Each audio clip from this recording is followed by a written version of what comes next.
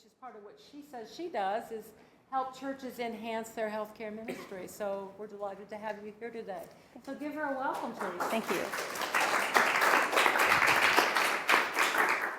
Hello, it is so good to be with you today. As she said, I am a coordinator for Episcopal Retirement Homes. I worked there for 13 years and left for a couple years to earn my ordination through my own denomination.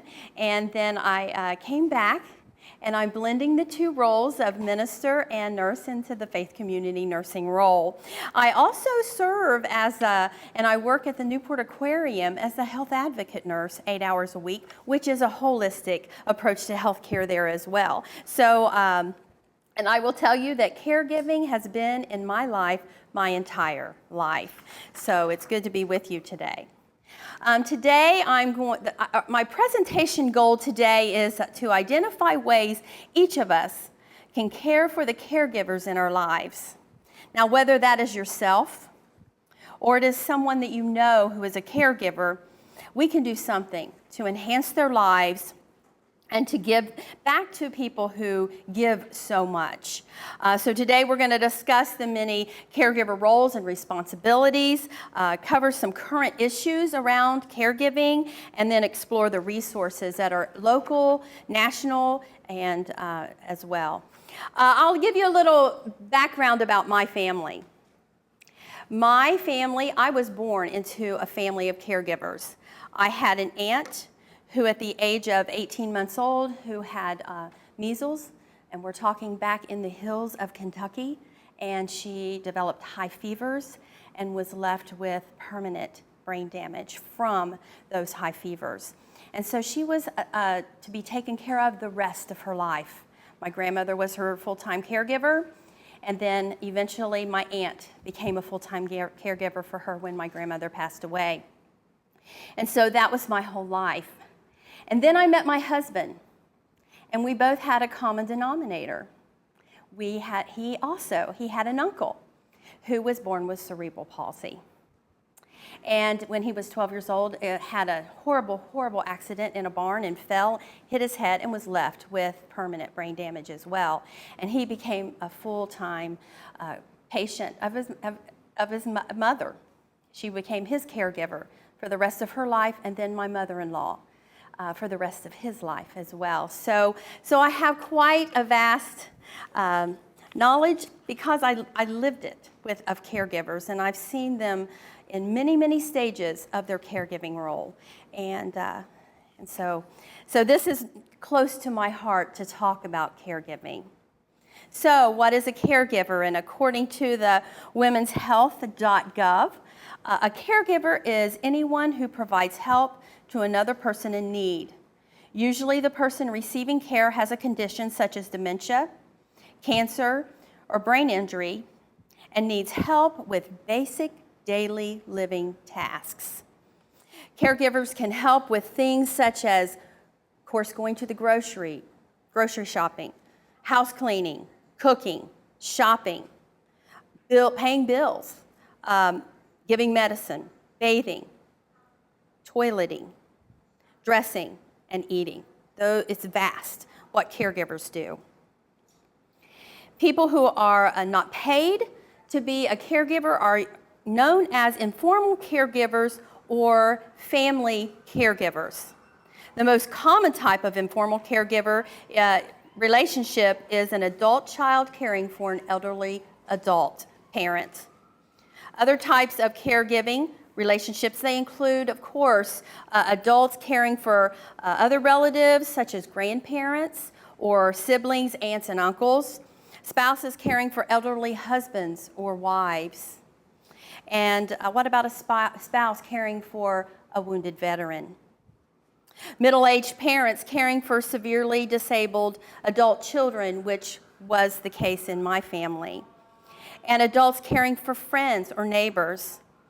Children caring for disabled parents or elderly grandparents. Today I was watching a commercial talking about a veteran, and his little girl was actually helping him walk. And so that put that little girl in that caregiving role in a small way. And then grandparents raising grandchildren. It's vast. There are many, many. So, most Americans will be informal caregivers at some point during their lives. During any given year, there are more than, and I thought this was an interesting statistic, 44 million Americans, 21% of the adult population who provide unpaid care to an elderly or disabled person 18 years or older. Altogether, informal caregivers provide 80% of the long-term care in the United States. And that is through the womenshealth.gov. And I wanted to go ahead and quote this again by Rosalind Carter. There are only 4 kinds of people in this world. She said an associate had given her this quote. Those who have been caregivers, those who are currently caregivers, those who will be caregivers, and those who need caregivers. At some time in all of our lives, we're going to be touched with the issue of caregiving. Some other statistics that I got from the same website as well is 61% of caregivers are women. Actually found on another website that 66% of caregivers are women. Most caregivers are middle-aged. 13% of caregivers are aged 65 years and older, and 59% of informal caregivers have jobs in addition to caring for another person. And of course, many of them, and they said that more than half of employed women caregivers have had to make some adjustments to those hours that they work, either leave early or come in later, or actually cut their hours in pay. So they're actually taking cuts in pay to become caregivers. And it said here it's a more women than men, of course, are caregivers, and 1/3, 34%, take care of 2 or more people. And the average age of a female caregiver is 48. And that was the case for my mother-in-law. And her mother developed cancer. And so she was the caregiver of her mother as well as her brother. And the year prior to all of this happening, her daughter had been in a tragic car accident. And she was also her caregiver for about 6 months as she was in rehabilitation from her car accident. So it was quite a time in our family, let me tell you. And I had just had my first child, and it truly was a stressful time, but actually it brought us closer. That time did. So I wanted to put this graph up here. This came from caregiver.org, and when I was looking up some statistics, and as you can see here, the hours dedicated to caregiving. And I thought it was very interesting. Look at the person 75 plus years in age, giving an average of 34.5 hours of caregiving. I just found that very, very interesting. Very interesting.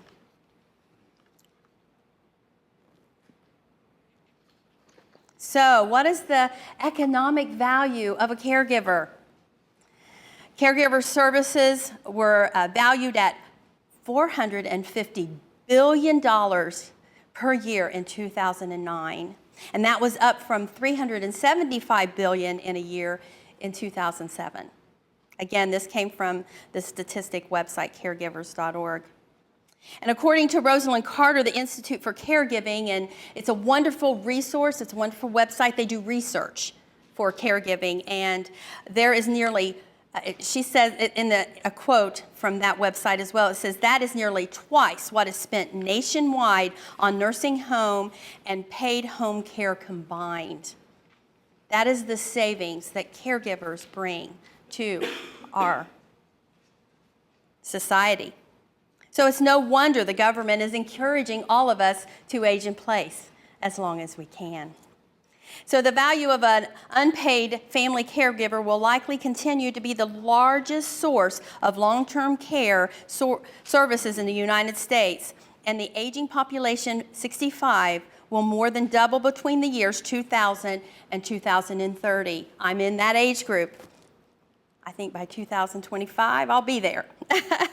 So it's increasing, and it said increasing to 71.5 million from 35.1 million. So needless to say, the value of a caregiver is immeasurable. Can't even put a dollar on it. It is so immeasurable in every way. Caregivers need to be cared for and honored and loved. And according to Rosalind Carter, again, I want to say this quote because I thought this website as well, I thought it was wonderful, wonderful quote. It says, currently, family caregivers receive little training on how to deliver this complicated care, are not treated as partners in their loved one's care, and not encouraged to maintain their own health. And that was a 2012 quote from that website. So, and the issues of caregiving are as different as you and I are, because everybody is different involved in the situation. In many situations, however, the individuals find themselves in a crisis, and they actually find themselves in the role of a caregiver before they know what even hit them.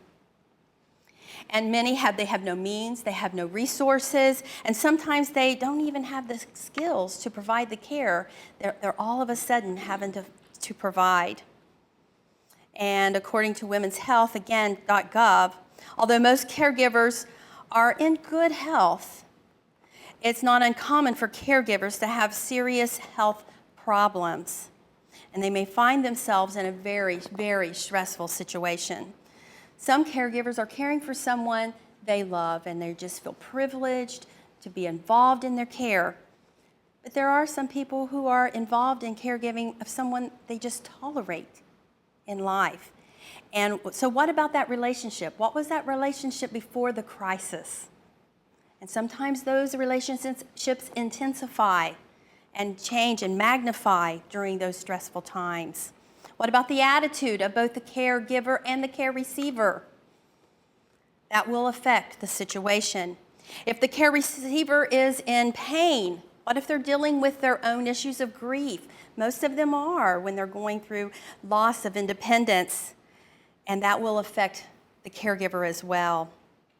And the caregiver is also grieving. They're grieving their lost roles and their previous life. So both could be grieving that independence. And the care receiver may not know the caregiver anymore because of mental changes that are going on, or behavioral issues can truly intensify during this time. And just being so sick that they can't do anything for themselves can be very hard. A time of caregiving, it can be very rewarding. I will tell you, a family can find a time of healing during this time, and they can say those things to each other that they've never had the opportunity or slowed down life long enough that they could say. So relationships can be mended, and some people can actually feel that they are finding a purpose in their life by being a caregiver, if they keep that in balance. In my family, I will tell you that when my grandmother passed away and my Aunt Maddie was left needing someone to care for her, my aunt stepped up to the plate, volunteered, and took her into her home. And my relationship with my aunt just blossomed. My aunt lived in Indiana. I didn't get an opportunity to see her very much because life was so crazy and so fast.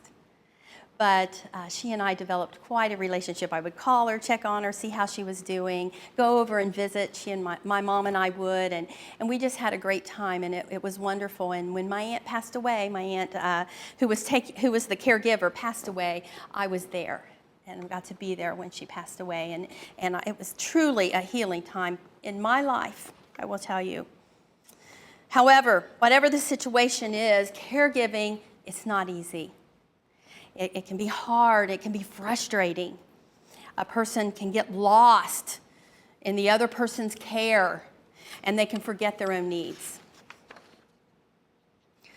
So what are some of the health problems that can develop for a caregiver? And I will tell you that if we take care of ourselves, it improves our care that we're giving the person that we're caring for. Sometimes that's hard to comprehend. Alcohol, tobacco, and drug use. And I would think today we're going to see that a little more with the prevalence of drugs in our society that we have right now today. Anxiety disorder, cancers, diabetes, heart disease, and high blood pressure, high cholesterol, and heart attack, heartburn, and infection, obesity, pain such as muscle and joint pain, and headaches, and then stress and depression. And those are at the end of this of this list, stress and depression. But let me tell you, stress can affect all of those health conditions. They're a risk factor in all of those health conditions. The effects emotions have on the immune system. There's an entire study of that in medicine today. It's called psychoneuroimmunology, the effects that our emotions play on our immune system. So it definitely can cause a complication. And I got this from familydoctor.org.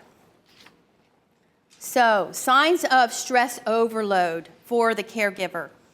Some of those signs can be anxiety, excessive anger towards the person that they're caring for, their family, or even themselves. They just don't feel adequate. Extreme tiredness. Health problems, such as, I said heartburn, headaches, but catching a series of colds or the flu. Irritability, sleep problems. They sleep too much or not enough, and social withdrawal. Then I wanted to go over the signs of depression as well. And depression signs can be change in appetite. You may see somebody who's in a real stressful situation either lose a lot of weight or gain weight. They cry easily, and they don't even know why they're crying. Feeling sad, hopeless, or helpless. Feeling slowed down and feeling restless and irritable. Feeling worthless or guilty. Headaches, backaches, digestive problems as we talked about before, loss of of interest in sex. No interest or pleasure in things that they've enjoyed in the past. And sleep problems. They sometimes sleep too much or they sleep too little. And they could have some thoughts about death and suicide themselves. They feel trapped, like they can't get out of the situation. And trouble recalling things, concentration, and making decisions can be very difficult. A few years ago, a friend of mine, I serve as a health and wellness director in my church, and a few years ago, I was approached by someone that a family member in our congregation was going through a rough time, and they were young, they were in their early 40s, and the husband came down with a tragic illness that left him disabled after a series of surgeries, and I was their parish nurse at the time and walked that journey with them for a little while. And I received an email through Health Ministries Association, which is our national association that we become members of as health ministers. And I received this email about a PBS special that was coming out, and if we knew anybody who was a caregiver, we could refer them to that those doing the PBS special. So I forwarded the email to a friend of mine this friend of mine, her name is Mary Ann Nation. She's truly given me permission to talk about this anywhere, but her story ended up in the PBS special. So you can go online, and it's called And Thou Shalt Honor. Go to the website, watch some of the snippets, the clips, and then this is the book that came out from that, and she got to share her story about being a caregiver, a young woman who was a caregiver for her young husband. And one of the quotes that she puts in the book is one of the things that was so hard was finding respite because of his age. The younger you are when you become disabled, the resources are not as vast as they are when we get older. And we just had to, terrible time trying to find resources. But they finally found some resources, and he went to adult daycare and gave her some respite during the week. And she says that actually saved her life. That's one of her quotes in the book. So respite is a truly important piece to a caregiver if they can have some time away from the situation.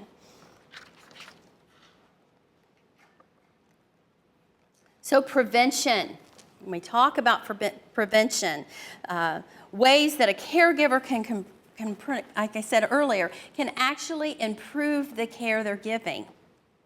If we can just get them to stop a moment and think about taking care of themselves. And it's hard when you're in that caregiving mode and you're truly, truly just thinking about that person and all that they need. You can, like I said, you can get lost in that. And that's your prime focus.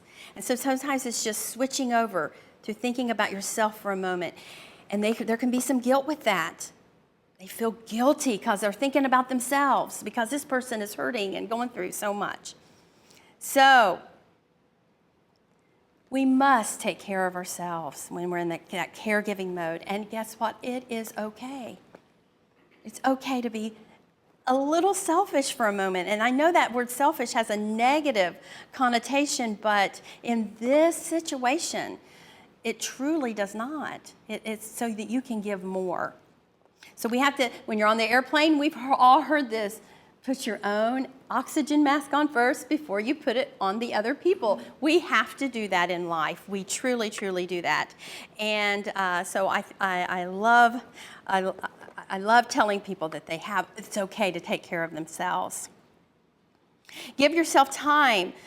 When you need to make lifestyle changes, give yourself time. Don't feel guilty when you fail at trying to lose weight and those kind of things. Give yourself time. It's okay.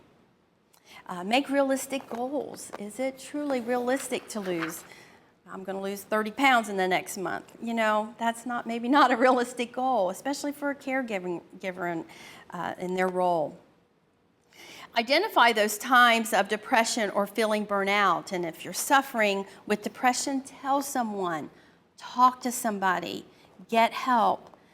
You may need to talk to your physician. There's all kinds of medications that you can take, as well as going and talking to someone and just sharing your story and going into therapy just for a little while.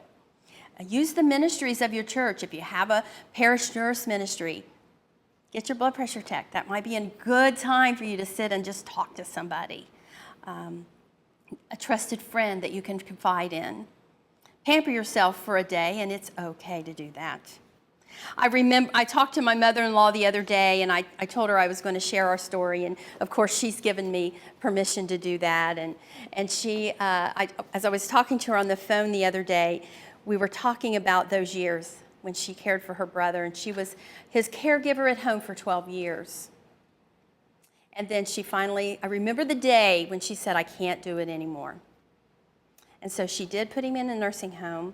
Actually, he ended up in Carlisle Manor, right in my town, and he received great care, and she visited him every single day, and he was there for about 4.5 years.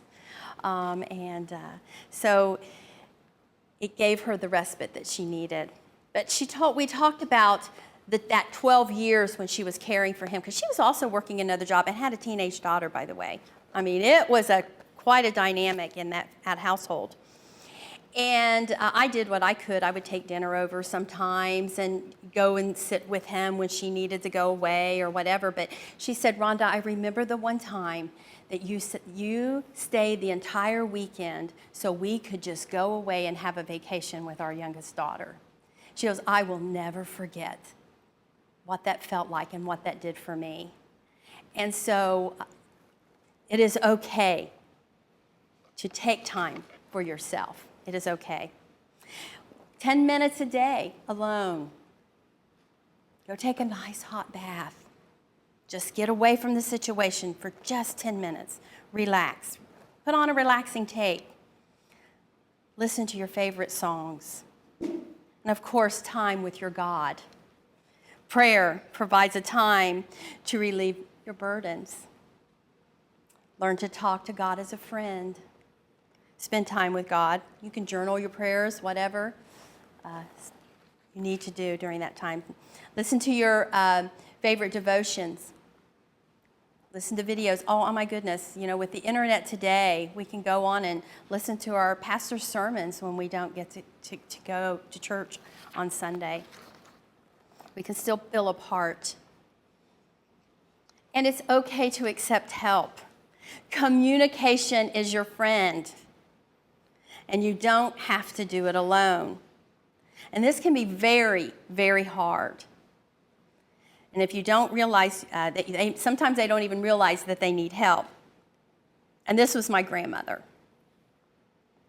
She took it all on herself, and she wouldn't let anybody else care for Maddie. And so she would not let us granddaughters do very much for her. But most of us, by the way, are nurses today. And I do have a feeling that influenced our lives. So accept that help. Get support, church and support groups, and become a part of those support groups. And there's some wonderful support groups here in Cincinnati. There's CAREline, and they actually have lots of support groups. And I'm going to talk about that in a little while when I go over resources. Grow intellectually. Get books at the library that you enjoy reading. Get a hobby. Escape for a little bit. And eat right. Boy, that can be a hard one because you're grabbing and going and being, and sometimes comfort foods are wonderful. Sometimes we like those cookies. I remember when my grandmother was sick, and before she passed away, they would bring in cookies, and we were all just gravitating to the cookies because that was comfort for each one of us that were in that caregiving role at that time. Exercise to keep your muscles strong, and that can be easy. If you have steps in your home, go up and down the steps. Get cans of food out and lift them up and do some exercising. And if you can get out of the house to walk, do that. Take those moments. It can be very healing. Walking can be a very healing time. Keep your doctor's appointments. I have heard many caregivers say, I couldn't go to my doctor's appointment. I had no one to sit with, the person I'm caring for.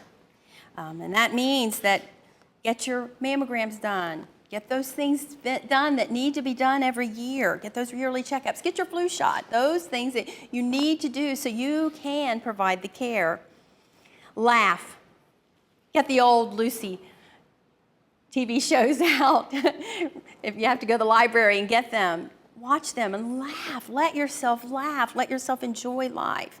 Proverbs 17:22 tells us that a merry heart doeth good like a medicine, but a broken spirit drieth the bone. Laughing. God wants us to laugh. Rest. Rest when that person you're caring for is resting. I remember telling Mary Ann that just because the phone rings, that doesn't mean you have to answer it. You can turn it off. You can go to sleep. You can rest. And then avoid alcohol, tobacco, and drugs. And again, I put that on there because today that is such a prevalence in our society, and it can be very, very easy to slip into. And guess what? It's okay if you're not perfect at this job, because you're going to get another opportunity tomorrow to do it a little better. One of the quotes that I have in Dodinsky is from their book, In the Garden of Thoughts. It says, "Be there for others, but never leave yourself behind." So what can friends do? What about neighbors or your parishioners? What can we do to touch the lives of those who are in the caregiving role? We can become a good listener.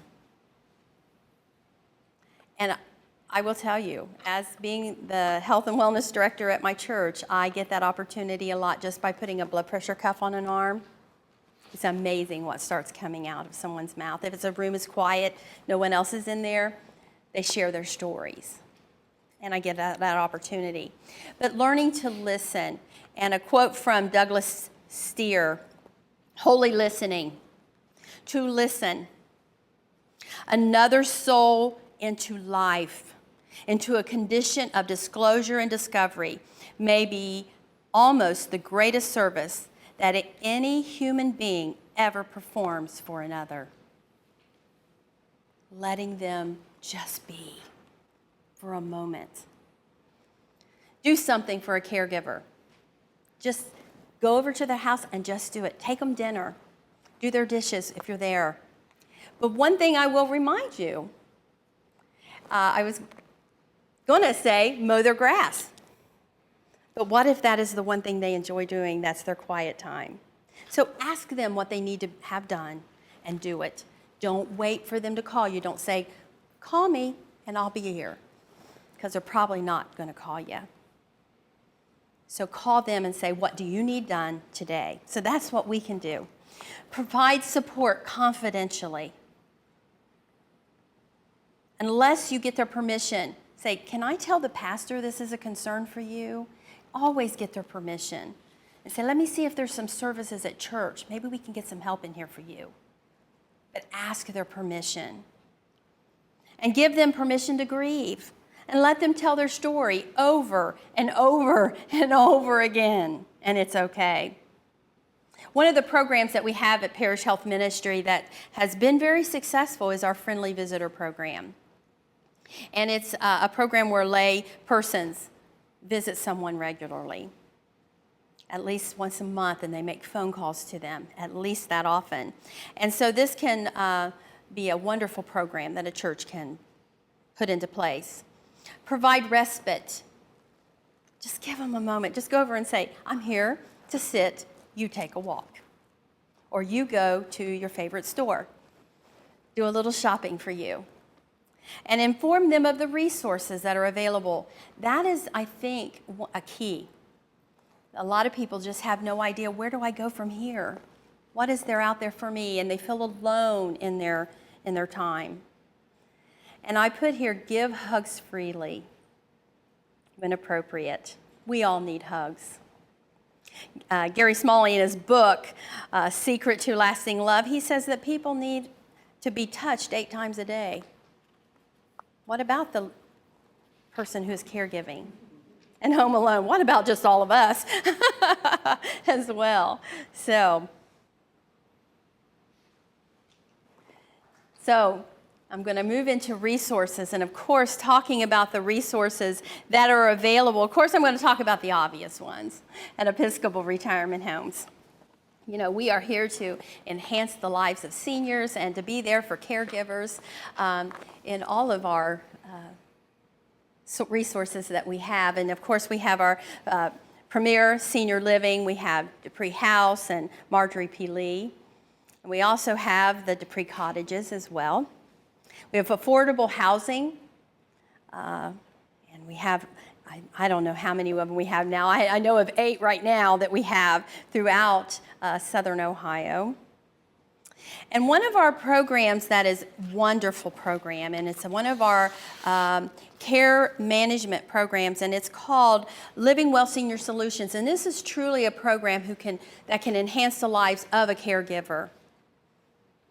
And they can provide many services, helping walk alongside, and especially sometimes we have to care for somebody who we no longer live around. You know, we may be living in another state, and we have a mother who's living here in Cincinnati. This type of program can be very beneficial because they can visit with them and do an assessment, see how they're doing, set up those services to help them stay in their home. I even do pill setup, those kind of things, and go to doctor visits, talk with you, can be that coordinator, or just go with you when you're so confused. Sometimes the language alone that is said, and if you hear a bad diagnosis, when a doctor's giving you a bad diagnosis, all you heard was the word cancer. Nothing else was even heard. And so sometimes it really helps to have someone with you when you're getting a diagnosis or something like that. So that is a wonderful program. Peggy Slade-Souder is our coordinator or director of that program, and you can call and talk with her. She is just absolutely wonderful. So if you get an opportunity, if you need her resources, services, please feel free to call them. And then we have Deupree Meals on Wheels, which is, again, another program that has absolutely been wonderful. And if you need meals prepared for you, and it's okay. You don't have to do it all. And then the Parish Health Ministry Program. We have many programs within Parish Health Ministry that can also aid caregivers. Our Faith Community Nurse Program, helping churches develop that program.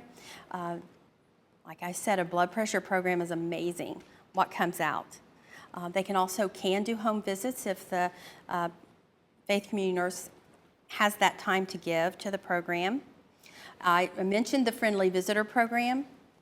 It has been very successful. We actually are going to have a Friendly Visitor training this coming Thursday at 6:30 at Episcopal Retirement Homes, and I have the flyers back there for that as well. And our Vial of Life program. The Vial of Life program is just health information sheet that you fill out, put in a vial, put it in your refrigerator, put the magnet on your refrigerator, and if you have to call emergency services, they can go to the refrigerator and find what medications you're on and your medical history. And the Yellow Dot program is very similar. It's for the car, and it's a very similar program. And of course, all of our health promotional programs encourage people to make those lifestyle changes that they need to make. Some other local resources is 211 Connect. If you have a landline in your home, you can call 211 and you will be connected with the United Way helpline.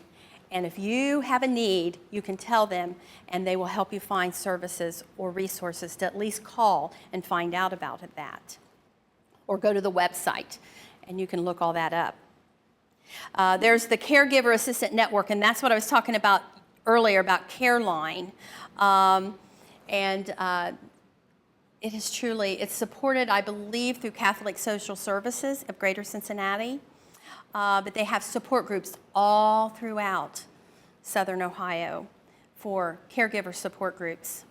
And also there is an event coming in October, I believe October 18th, called Day of Reflection for caregivers. So I have that information for you as well back there. Of course, the Area Agency on Aging, call them. What are some resources that are available? Alzheimer's Association of Greater Cincinnati chapter.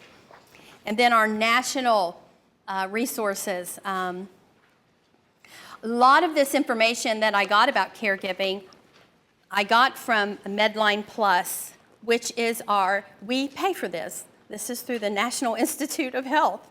You can go and research any health topic, and you can research caregiving, and it was amazing, all the resources and all the articles and all the statistics that came up that were available. So Medline Plus.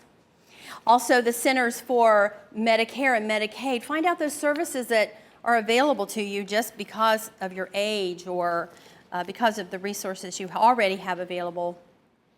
An Eldercare Locator. It says Administration on Aging, and it's HHS, to help you find those services for elder care.